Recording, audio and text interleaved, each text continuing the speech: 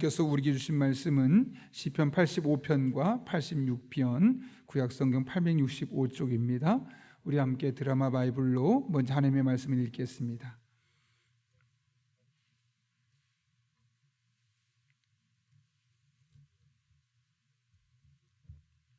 제85편 고라 자손의 시, 인도자를 따라 부르는 노래.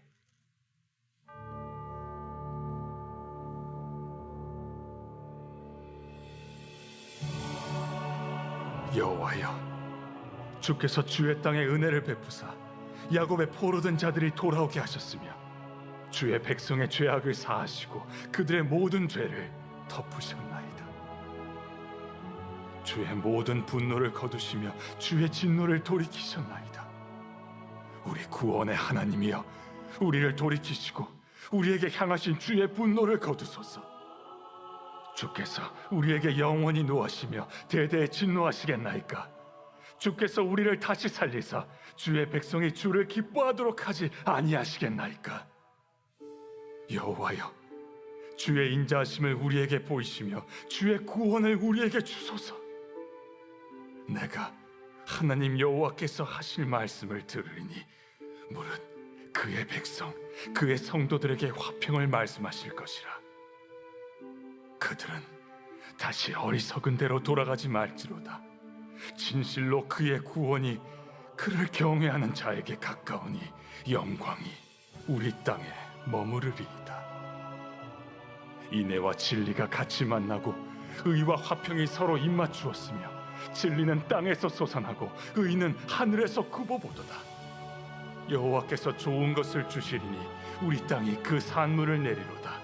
의가 주의 앞에 앞서가며 주의 길을 닦으리로다. 제86편 다윗의 기도.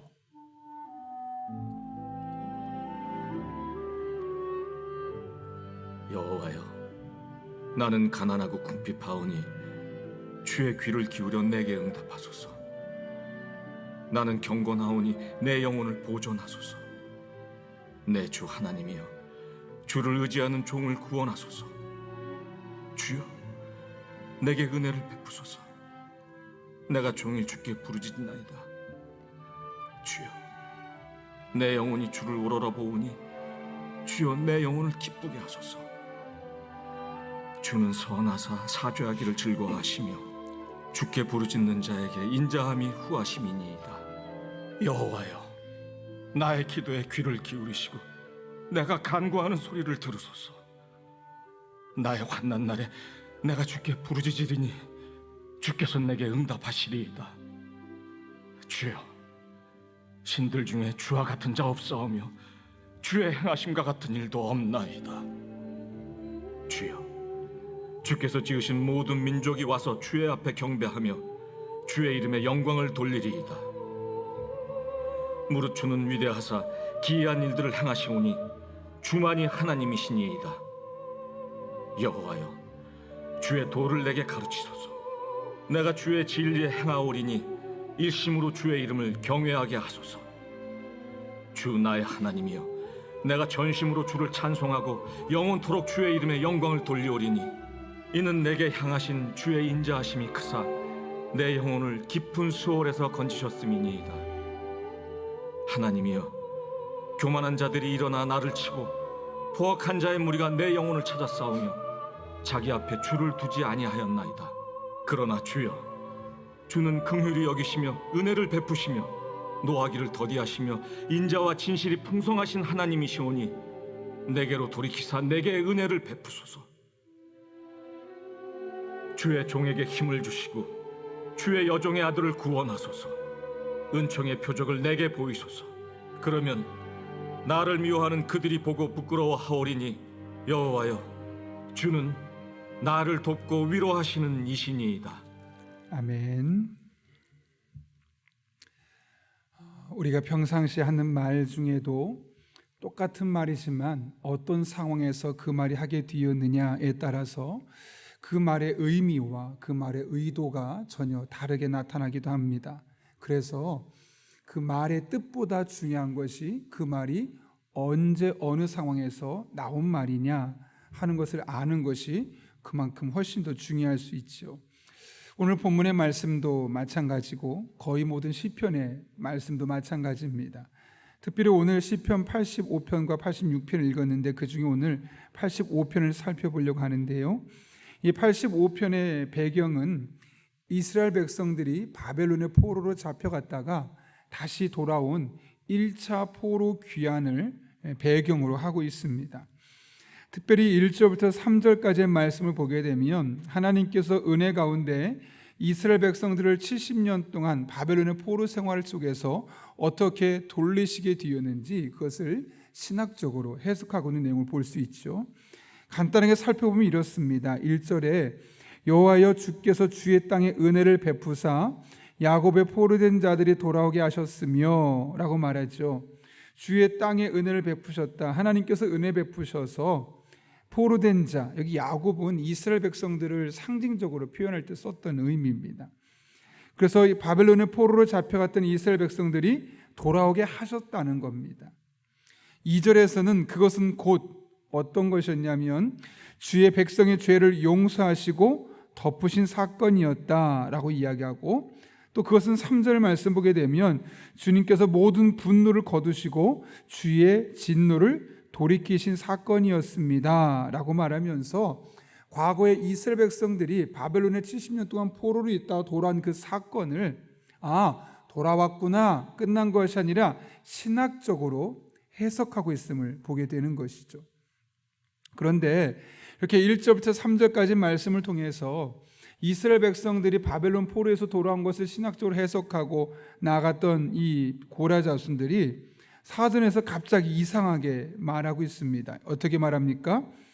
우리 구원의 하나님이여 우리를 돌이키시고 우리에게 향하신 주의 분노를 거두소서. 여러분, 이게 무슨 말이겠습니까? 좀 전만 해도 벌써 분명히 말하기를 하나님께서 우리를 용서해 주셔서 이 땅에 오게 하셨습니다라고 말했는데 갑자기 우리를 돌이켜 주시고 우리를 향한 주님의 분노를 거두어 달라고 말하고 있는 겁니다. 다시 반복해서 그 표현을 이야기하고 있는 것이죠. 어떤 이유에서 1절부터 3절까지의 말씀이 마치 반복되는 것처럼 보이고 있을까요? 그것은 그 시점 때문입니다. 1절부터 3절까지는 이미 과거에 하나님께서 이스라엘 백성들을 바벨론에서 포로로 돌려오신 사건을 언급하고 있는 것이고, 지금 4절부터 7절까지 있었던 이야기는 그 과거의 은혜를 기억하며 내가 현재도 이런 비슷한 어려움을 겪고 있는데 이 상황 속에서 하나님께서 진노를 거둬주시고 이 문제에서부터 우리를 해결해 주십시오 라고 고백하고 있는 겁니다. 그래서 4절에서 우리를 돌이키시고 우리에게 향하신 주의 분노를 거두어 달라라고 요청하고, 그것은 7절에서 주의 인자심과 주의 구원이라고 표현하고 있음을 보게 되는 것이죠.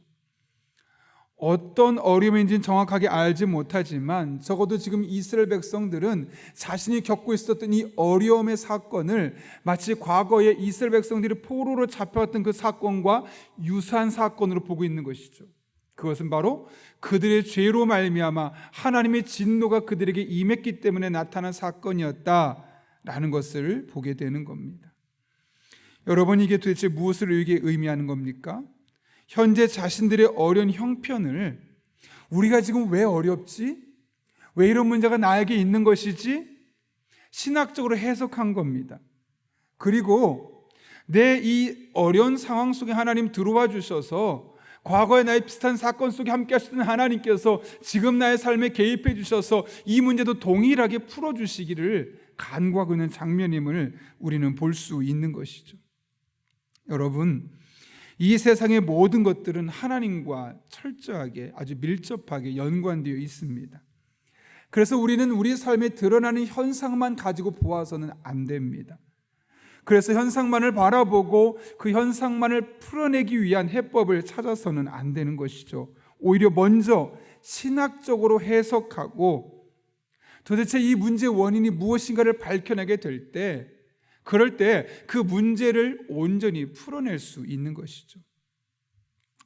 마치 우리가 아플 때 겉으로 봐서는 아무런 이상을 느낄 수 없지만 적어도 CT나 우리가 MRI를 찍게 되면 내 속에 어느 부분이 문제가 생겼는지를 알아낼 수 있게 되고 그에 맞는 처방전을 내릴 수 있는 것처럼 우리의 삶에 우리가 예측할 수 없는 다양한 일들이 펼쳐질 때 우리는 그것을 철저하게 현상학적으로 그냥 지금 이런 시기 이런 일이 있구나라고 끝나는 것이 아니라 신학적으로 해석해야 되는 겁니다. 하나님과의 관계 속에서 왜 이런 문제가 나의 삶에 일어나게 되었는지, 오늘 이스라엘 백성들 같은 경우는 이런 문제가 일어난 것은 마치 과거에 우리가 죄로 말미암아서 하나님의 진노가 임하게 되었고 그 결과 바벨론의 포로가 되었던 것처럼 지금 겪고 있는 이 아픔 또한 그와 유사한 사건 같아 보이는데, 신학적으로 볼 때 똑같은 문제 같은데, 하나님, 그때 우리들의 삶 가운데 함께 하신 하나님, 지금도 개입해 주셔서 하나님 역사해 주십시오 라고 기도했던 것처럼 우리 또한 겉으로 드러난 현상 이면에 숨겨져 있는 본질을 알기 위해서 우리의 삶의 현실들을, 우리의 삶에 따라 다양하게 나타나는 문제들을 신학적으로 재해석할 필요가 있습니다. 그럴 때 왜 나의 삶에 이런 어려움이 일어나게 되었는지, 또 나의 삶에 좋은 일이 있고 복된 일이 있다면 어떻게 이런 좋은 일이 있게 되었는지를 우리가 신학적으로 신앙적으로 알게 되고 하나님의 뜻을 온전히 분별하며 그 가운데 하나님께로 나아갈 수 있는 길이 보이게 되는 것이죠. 우리가 무엇이 어떻게 아픈지 모르면 병원에 갈 때도 어느 과로 가야 할지 몰라서 갈팡질팡하는 것처럼 나의 삶의 문제를 신학적으로 해석할 수 없게 되면 하나님 앞에 나아가지 않습니다. 하나님께 나아가지 않고 곁다리로 다른 곳에서 그 문제를 해결하려는 일들을 우리가 보이는 것이죠. 그래서 그런 의미에서 우리 한 사람 한 사람은 우리들의 삶에 찾아오는 크고 작은 일들, 그래서 때로는 나를 즐겁게 만들고 행복해지게 만들어주는 일일 수도 있고, 어떤 때 내 마음을 낙심하게 만들고 나를 좌절하게 만드는 사건이 있어 할지라도 신학적으로 해석하고 그렇게 주어지는 가운데 하나님의 뜻을 찾아가는 저와 여러분 될 수 있기를 바랍니다. 그럴 때 현상 이면에 꽁꽁 감춰져 있는 하나님의 선한 계획과 뜻을 발견하게 될 것이고, 그럴 때 우리의 삶을 해결하시기 위해 하나님께 나아갈 수 있는 방법을 찾게 될 것이며, 그럴 때 하나님의 은혜가 우리들의 삶에 구체적으로 경험되는 것을 보게 될 것입니다. 여러분들에게 이런 은혜가 있기를 예수님의 이름으로 축원합니다. 그런가 하면 오늘 고라 자손들은 8절에서 내가 이제 하나님의 말씀을 듣겠다고 고백합니다. 그리고 그 말씀은 어떤 말씀이냐면 이스라엘 백성들에 대한 화평의 말씀이라고 합니다. 그런데 여기서 중요한 것은 화평의 말씀을 듣겠다고 선언했던 고라 자손들의 결단입니다. 근데 여러분, 여기서 화평의 말씀은 도대체 무엇을 의미할까요? 8절 이렇게 되어 있죠. 내가 하나님 여호와께서 하실 말씀을 들으리니 무릇 그의 백성 그의 성도들에게 화평을 말씀하실 것이라 라고 이야기합니다. 화평이 말씀이 무슨 말씀이겠습니까? 지금 이스라엘 백성들이 어떤 상황입니까? 죄를 지었죠. 그래서 하나님의 진노 가운데 다양한 어려움들을 겪고 있죠. 그런 속에서 화평의 말씀이라는 것은 그 죄의 문제를 해결해 주셔서 내가 다시 하나님과 관계가 회복될 수 있다는 그 말씀이 바로 화평의 말씀입니다. 이 화평의 말씀을 내가 듣겠습니다. 하나님 분명히 나의 삶 가운데 개입하셔서 말씀하실 터인데 그것은 또 다른 심판과 진노의 말씀이 아니라 반드시 지금 이 관계 문제를, 하나님과 관계 문제를 해결하시기 위한 화평의 말씀이라고 생각하고 저는 그것을 적극적으로 우리가 듣겠습니다 라고 이야기하고 있는 겁니다. 중요한 것은 그 말씀에 대한 이스라엘 백성들의 결단과 반응입니다. 어떻게 결단하고 반응합니까? 8절 끝부분입니다. 그들은 다시 어리석은 대로 돌아가지 말지로다. 이게 무슨 말일까요? 우리가 다시는 또 죄를 지어서 그 과거의 어리석은 상태로 돌아가지 말아야 한다. 말지어다. 말하라. 이렇게 스스로에게 또 이스라엘 백성들에게 권면하고 있음을 보게 되는 것이죠. 그들은 하나님의 말씀에 즉각적으로 반응했습니다. 그런데 여러분, 하나님의 말씀에 대한 인간의 반응은 크게 두 가지로 나눌 수 있습니다. 하나는 하나님의 말씀이 어떤 말씀이 선포되는 그 말씀에 대해서 소극적으로 반응하는 사람들입니다. 지적으로 동의하는 수준에서 그치는 경우입니다. 아, 저런 말씀이 있구나. 아, 나 그런 말씀 들어봤어. 아, 예전에 들었던 말씀과 비슷해. 알고 있는 말씀이야. 내가 지적으로 이해하고 지적으로 동의하는 수준까지 나아가는 그런 소극적인 반응입니다. 반면에 또 다른 반응이 있다면 고라 자손들처럼 적극적으로 반응하는 사람들이 있습니다.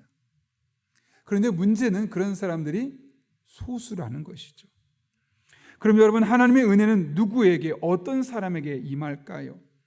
하나님의 은혜는 하나님의 말씀에 적극적으로 그리고 매우 능동적으로 반응하는 사람에게 나타나게 되어 있습니다. 여러분 혹시 욥기 22장 말씀을 기억하십니까? 욥기 22장 21절에 이렇게 기록되어 있죠. 너는 하나님과 화목하고 평안하라. 그리하면 복이 임하리라. 복을 말합니다. 하나님의 축복을 말하면서 어떻게 하라고 말하냐면 하나님과 화목하고 평안한 관계가 있게 되어질 때 복이 있게 될 것이다 라고 말합니다. 그러면서 사실은 하나님과 화목하고 평안한 것 그 자체가 이미 복의 시작임을 우리에게 말씀하고 있는 것이죠. 문제는 어떻게 하면 하나님과 화목하고 평안한 관계를 맺을 수 있느냐라는 것이죠. 그에 대해서 22절에서 이렇게 말하죠.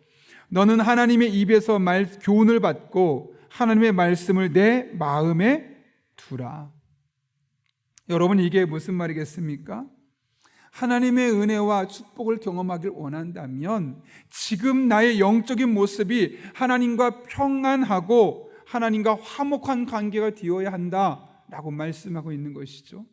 그리고 하나님과 늘 화목하고 하나님과 늘 평안하고 하나님과 늘 스스럼이 없어서 언제든지 기도할 수 있고 하나님 앞에 나가는 것이 부끄럽지 않고 편안한 상태가 될 수 있으려면 하나님의 입에서 교훈을 받고 하나님의 말씀을 마음에 담아두게 될 때 그런 관계가 가능하게 된다는 것이죠.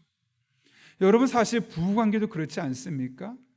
아내가 계속 말하는데 그 말에 눈도 깜짝하지 않고 귀도 기울이지 않는다면 어떻게 그 아내와 남편이 대화가 제대로 이루어질 수 있겠고 그 부부관계가 제대로 형성될 수 있겠습니까?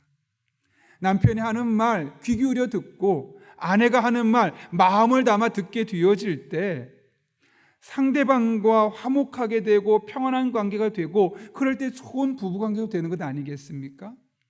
하나님과의 관계도 다르지 않습니다. 우리가 하나님의 말씀을